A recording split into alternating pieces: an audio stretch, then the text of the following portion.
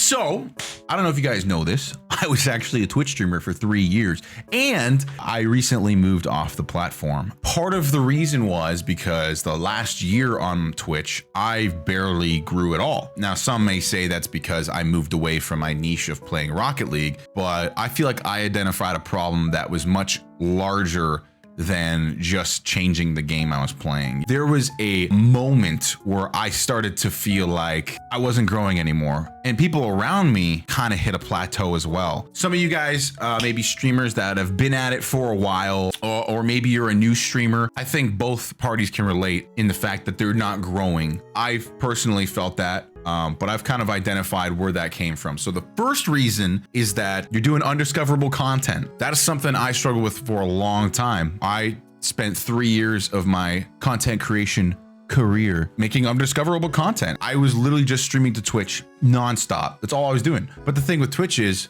you stream, it's gone after that. If people didn't make it to the stream, you're not discoverable. You're discoverable for those few hours you're live. And even then, you're on a list of people that it's a list this long, like who's gonna find you, right? The content landscape has changed. And what I've found is people don't look for streamers anymore. One exercise I like to do a lot is picture myself as the viewer of my own content. I think of my own habits and I look at like, how many new streamers am I looking for? Like, when's the last time I found a new streamer that I watch? I'm telling you, it's been like over a year. The reason is people find their core group of streamers that they watch and they don't really change from that. Even if you have like some dude who's looking for brand new live streams every single day, it's not like a video, man. You got to get acquainted with the live stream. You got to watch for like at least an hour to get like a vibe, things you like, things you don't like. It's not as simple as something like a YouTube video or a TikTok to like give you that taste of what the streamer's like. It's so much more of a time commitment. And on top of the fact that streams inherently are just hard to be discovered, it's just become more of a meta to not look for streams. One thing I've heard a lot is people feel like what you can do is network with a bunch of people and they'll raid each other, right? You do the raid thing and then you become friends and you get raids from this person, and then they raid that person, and then everyone shares viewers and it's all a good time. But one thing I started to notice in the past year or two, I've really noticed a decrease in the effectiveness of raids. You know, when I first started off, a lot of the people I was getting in my stream were from raids, actually, and a lot of the friends I've made have been through raids. But even when you do raid, I feel like so many viewers just dip out right away, and it's not indicative of anybody's content. What it's come down to is people just have their streamers that they like and they don't explore beyond that. That's just the nature of live streaming as it is right now, because there's so many streamers out there that it's exhausting to find new ones. And why do you want to find new ones? You've already got your core. There's no reason to keep looking. And that has definitely taken root a lot more, I find, in the past year. The last thing I wanted to take note under this one, and I'm going to use Tim the Tatman as an example here. After Fortnite really popped off, you saw a lot of Twitch streamers really start to focus on their YouTubes, right? Flash forward to now, I was actually looking at Tim's history, and his 2 million subscriber YouTube video was on May of 2020. And he is currently at 4 million subs right now, which goes to show you how explosive of growth YouTube has proven to be for him. And even though his stream numbers haven't really, like, they've gone up a little bit, but it's not like they've taken like a 3x or a 2x. Like, you start to realize that like the growth potential on YouTube is just so much bigger. If you're trying to build the foundation as a content creator, it's like you gotta be there. The content landscape has changed, and undiscoverable content is just that. It's undiscoverable. The second problem with the content landscape as a whole is that it's oversaturated right now. On top of the already built-in struggles that live streams inherently have, there's just too many people now who are streaming. When the pandemic happened, everyone became a streamer. And yeah, numerically, it sounds like Twitch is growing as a whole, and they are, but who are they going to watch, man? Who's benefiting from all these new viewers? It's not us. It's not the people at the bottom of the category. It's the people at the top. So all that's doing is actually making it harder for you because every single person you know is a streamer now. And it's like ridiculous how oversaturated it is. And it gets to the point where the quality of your stream is irrelevant because it's not a matter of quality. You're not being discovered at all. And sure, the quality of your stream may be indicative of how long you can keep a viewer, but if you're not getting any new viewers, you're eventually going to go down. Maybe you could be like putting on the best show ever. You're witty, you're connecting with an audience. None of that matters when you're going through the Twitch directory. You look the exact same as the guy below you. There is nothing separating you, as opposed to YouTube, which actually has built-in mechanics into the videos that can determine how quality of a video you produce. And what I mean by that is YouTube can push your videos based on how they perform. The watch time's up, the click-through rate's up, you get pushed out into the algorithm. YouTube likes that. They want people on their platform and they know metrics that determine what makes a good video. Whereas Twitch streams they're just a page. There's nothing that can give you an edge over other people. There are so many streams that even if you put out the best stream ever, no one's gonna find it because there's nothing to push it out there. The third reason you're not growing on Twitch is overdone content. I wanna be delicate with this topic because I actually don't think you have to be unique to be a good content creator. In fact, I don't think it's even possible to be unique at this point, other than just injecting your personality into things, you know?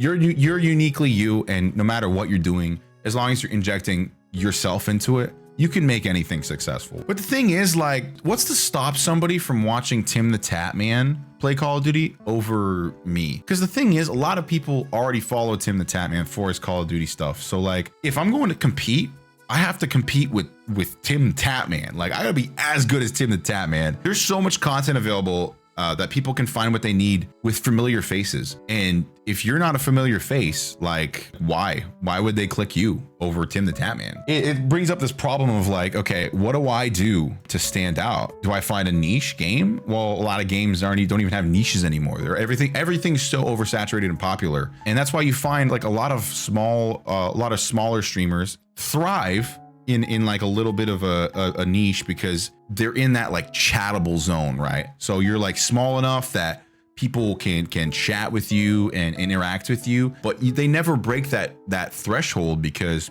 as soon as they break that threshold, they lose what they came to the stream for, which was the chat's attention. Like they want attention from the streamer, and as soon as you stop giving that to them, they don't want to be there, because realistically, a lot of the content that people are making is stuff that they can get from someone who's bigger and more established, and it's like a more familiar face. So a lot of people in smaller streams go there because of the chat interaction and because they get to interact with the streamer. But realistically, like if you want to grow as a content creator, that can't be the main focus, because someday that's going to go away. And that's not to say you can't be a great interactive streamer or that you can't still have that mentality moving forward. But I promise you, nobody wants to watch a stream where some dude has 5,000 people in his chat and he reads every single message and every single sub and donation, because nothing would happen. It's just going to be him reading text, and it's going to be the most unentertaining thing you've ever been a part of. Now that just sounds like I'm literally just crapping on myself, because I'm literally in this situation. I'm not doing anything new, but we'll get to the solution of this at the very end here. But needless to say, the content landscape is exhausted. If there's an idea you have, there's probably 10 other people doing it. That's kind of like a grim way to end the problems, but listen, I got it covered because I got the solutions to all three of these problems, all right? Because I'm a solutions guy, all right? I identify problems, I fix them. So number one, undiscoverable content. Make content that can actually be discovered. A lot of cases, it means streaming less. The reality is that live streams are just inherently undiscoverable, and there's no level of quality that would change that. So stream less. I also think TikToks are not as important as people stress them to be. And what I mean by that is not that they're not important. I think they are, but I think a lot of people think that they take over a YouTube video, and I simply just disagree with that, because people don't go to TikToks and watch old TikToks. You know, once you post it and it's had its time, it's done. Like it doesn't live on beyond its little period that it does its thing, right? And it's discoverable in that moment, but what a lot of people struggle with is trying to maintain an audience, because all your new audience has to be from your new content. YouTube, it just exists, and people